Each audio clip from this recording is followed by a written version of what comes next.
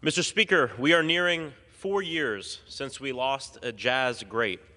Today, to honor the life of one of our jazz legends and icons, Ira Sullivan, I rise. Ira was many things: a jazz great, an educator, a mentor, a father, a husband, and a friend of mine. I remember first meeting him as a student. I think I was in like the 7th or 8th grade of the University of Miami Young Musicians Jazz Honor Program camp. I remember walking in very young, and he asked me to play vibraphone to a jazz song, which was kind of weird for me. I was pretty young in my jazz education career and didn't know about jazz vibraphone. It almost felt like he was asking me to play timpani to a jazz song. It was very foreign.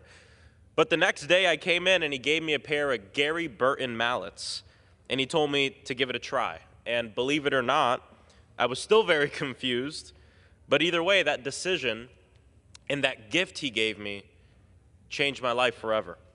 From then on, I'd start practicing jazz vibraphone and became quite obsessed with it.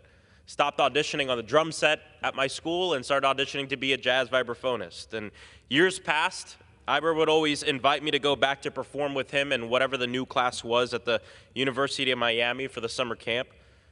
And I got to meet all the young people from across the country that Ira had inspired and whose lives he had changed.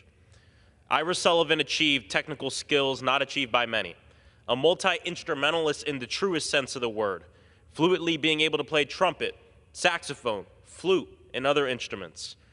Ira also had the ability to be a jazz great in the history books, but also remain an accessible educator for artists of many different levels. I mean, Ira mentored greats like Jaco Pastorius, Pat Metheny, but he also continued to teach high schoolers and college-age students at the Young Musicians Camp at the University of Miami, where I met him. And today I wanted to honor the life of Ira Sullivan because he inspired so many young musicians. And I stopped practicing swing many, many years ago, but I've been telling myself that I had to get back to it, and I'm committed to starting back up in his honor. The last thing I want to say, too, is a quick story. I remember going into high school jazz band, and I hadn't practiced that much that day, and I got yelled at by the band director, rightfully so. And that night I went home, felt very defeated. But my dad comes into my room with the house phone. He goes, "Ira Sullivan's on the phone for you." I go, "The Ira Sullivan?" He goes, "Yeah, the Ira Sullivan." And I spoke with him for maybe 30 minutes, 45 minutes, told him about my day. And I remember hanging up and going to practice all night. God bless my parents. And I went into jazz band that next day.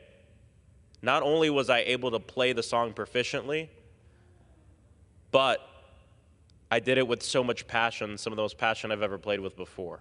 And I think it's because, number one, I got up off of my butt and practiced, but also it's because Ira Sullivan called me.